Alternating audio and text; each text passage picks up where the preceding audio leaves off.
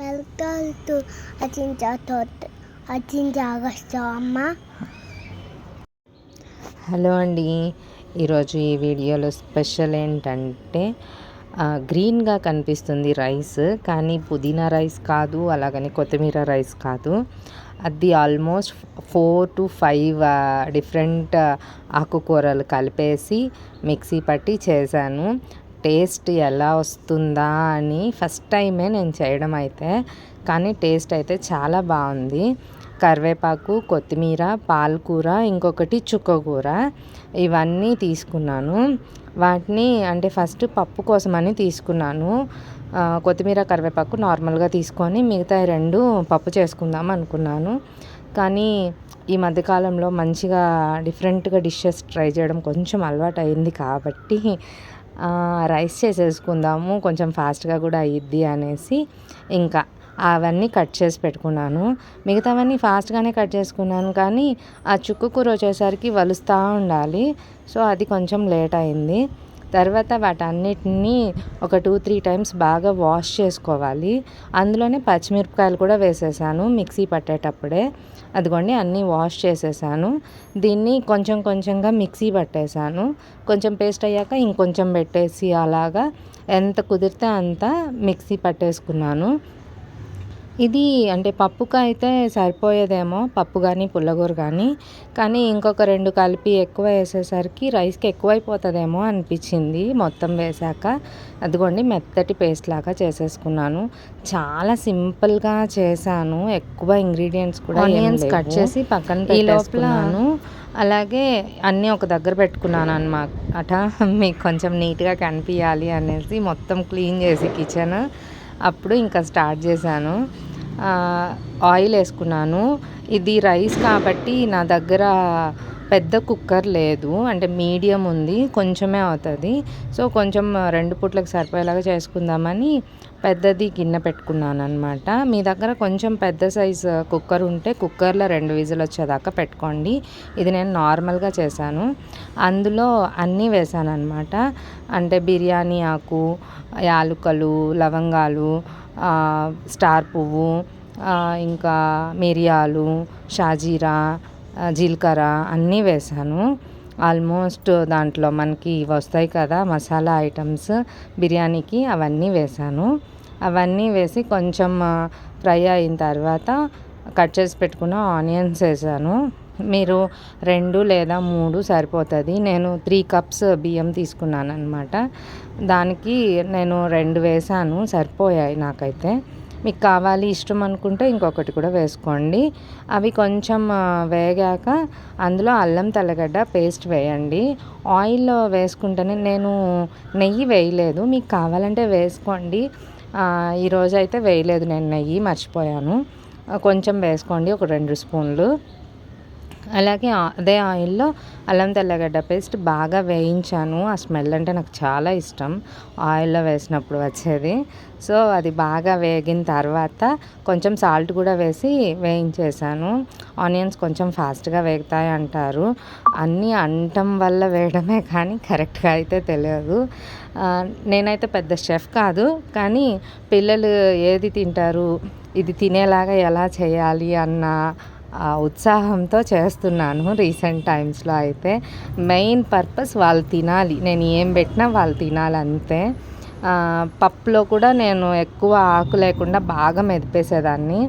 ఇప్పుడు ఈ పేస్ట్ కాబట్టి వాళ్ళకి గ్రీన్ రైస్ లాగా అనిపిస్తుంది. ఇది నాకు ఎక్కువ అయిపోయింది, సో నేను 3/4 అలా వేసుకున్నాను, మిగతాది పక్కన పెట్టేసుకున్నాను. అదేం చేశానో కూడా మీకు చెప్తాను. మిగతాది నేను దోశ పిండిలో కలిపేసుకున్నాను, గ్రీన్ దోశ వచ్చేస్తుంది అనేసి. ఎలాగో అన్నీ వేసాను కాబట్టి మర్చిపోయాను, మిక్సీలో పచ్చిమిరపకాయలతో పాటు ఒక అల్లం ముక్క కూడా వేసుకున్నాను, ఫ్లేవర్ బాగుంటుంది. తర్వాత ఇంకా ఒక 15 to 20 minutes బియ్యం నానబెట్టేశాను. ఈ ప్రాసెస్ అంతా స్టార్ట్ అయ్యే ముందే నేను బియ్యం నానబెట్టుకున్నాను. ఎక్కువసేపు అయితే ఏం అవసరం లేదు, నార్మల్ మన రైస్ లాగే వచ్చేస్తుంది. అలాగే ఆ ఉడికిన దాంట్లో ఆ గ్రీన్ మిక్చర్లో కొంచెం పసుపు వేసాను. ఇక్కడ మీరు చెక్ చేసుకోండి ఉప్పు కారం అవి మీకేమన్నా తగ్గాయి, పచ్చిమిరపకాయల అది ఘాటు తగ్గింది అనిపిస్తే మాత్రం కొంచెం కారం కూడా వేసుకోవచ్చు. ఇంకా మనకి 1 కప్కి 1.25 కప్పు అలా పడుతుంది వాటరు. 2 పడితే కొంచెం మెత్తగా అవుతుంది అనుకుంటా. 1.5 అయితే దానికి మన బిర్యానీ రైస్ ఉంటుంది కదా దానికి సరిపోతుంది. నేను ఆల్మోస్ట్ మనకి ఆకుకూరల్లో వాటర్ ఉంటుంది కాబట్టి నేను 1.25 పోసుకున్నాను. అది మీకేమన్నా కొంచెం ఉడకలేదు బరగ్గా అనిపించింది అంటే కొంచెం వాటర్ పోసేసి స్లో ఫ్లేమ్లో పెట్టేయండి, ప్రాబ్లం ఏం లేదు, బాగా వస్తుంది. లేదు అనుకుంటే కొంచెం వాటర్ మరగబెట్టి అయినా సరే పైన అలా పోసుకొని మళ్ళీ మూత పెట్టేసుకోండి. ఒకవేళ ఉడకలేదు అనిపిస్తే ఈ క్వాంటిటీకి మనం ఎలాగో చూసుకుంటాం కదా అలాగా. ఒక మనిషి గురించి తెలియాలంటే అంతా చూడక్కర్లేదు, అన్నమంతా ఉడకాలంటే అంత చెక్ చేయక్కర్లేదు, ఒక మెతుకు చాలు అంటారు కదా అలాగా. సో పైన అది నేను మీరు చెక్ చేయండి వీడియో మొత్తం. నేను 2-3 సార్లు చూస్తాను ఎందుకంటే నాకు పర్ఫెక్ట్గా తెలియదు. కుక్కర్ అయితే 2 విజిల్స్ వస్తే అయిపోతుంది, ఆపేస్తాము. ఆ కుక్కర్ది అది మొత్తం పోయేసరికి ఇదంతా కొంచెం గట్టి పడిపోయిద్ది, ఒక పర్ఫెక్ట్ టెక్స్చర్ వస్తుంది. ఇలా చేసేటప్పుడు ఏంటి అంటే మధ్యలో మూత తీసి చెక్ చేసుకుంటూ ఉంటాను, కలుపుతాను కూడా. అదొక అలవాటు, ఏమో గంటి చేతిలో ఉండాలి, కలుపుకుంటూ ఉండాలి అలాగా. సో ఇంకా చాలా రోజుల తర్వాత పిల్లలకి ఏమన్నా బాగా చేసి పెడదాము అనిపించింది. అప్పుడప్పుడు అనిపిస్తుంది అబ్బా రోజు ఏం పప్పుచారు, రోజు ఏం పప్పులు కూరలు అనిపిస్తుంది. అందుకనేసి ఇలా రైస్ ఐటమ్ దానికి ఎంత పనో దీనికి అంత పనే నిజం చెప్పాలంటే. కానీ ఏదో డిఫరెంట్గా ట్రై చేసామన్న ఇది ఉంటుంది. రైస్ అయితే నేను మధ్యాహ్నం చేశాను, వీడియోకి వెంటనే వాయిస్ ఓవర్ ఇవ్వలేదు. ఒక పక్క టీవీ, ఇంకో పక్క పిల్లలు, ఇంకో పక్క వాళ్ళ డాడీ, ఫుల్ క్లమ్జీ ఉండింది ఇల్లంతా. ఎంత బతిమలాడినా వాళ్ళు ఏమీ ఆపట్లేదు. సో ఎందుకులే ఆ డిస్టర్బెన్స్ మీకు అనేసి ఈవినింగ్ టైంలో మళ్ళీ వాయిస్ ఓవర్ ఇస్తున్నాను. మధ్యాహ్నం అయితే రైస్ కుమ్మేసాము, చాలా బాగుంది టేస్ట్, అంటే చాలా బాగా కుదిరింది. నేను 3-4 రకాలు వేసేస్తున్నాను కదా ఎలాంటి ఫ్లేవర్ వస్తుందో అనుకున్నాను.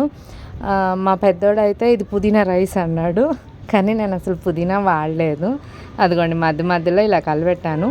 ఇక్కడ వచ్చేసరికి నాకు వాటర్ సరిపోలేదు, కొంచెం బరగ్గా ఉండింది. అందుకనేసి మళ్ళీ ఇంకొక 2 కప్స్ వాటర్ పోసేసుకున్నాను. మీరు కొలత కూడా చూడండి, నేను వాటర్ పోసాక పైదాకా వచ్చేస్తుంది అనమాట. అదిగో చూడండి, కిందకు ఉన్నింది కదా, చెక్ చేసుకోండి అలాగా. సో మనకి పర్ఫెక్ట్గా ఉడికిందంటే అది మనకి మెత్తగా వస్తుంది, నోట్లో పెట్టుకున్నా కూడా బరక తగలదు. ఒక మెతుకు తీసి నోట్లో వేసుకుంటే ఇంకా బరక తగలకుండా బాగా, అంటే మన అన్నం ఎలా అవుతుందో అలాగే అయిపోతుంది. ఈ పులావ్స్లో ఉండే ఇదే.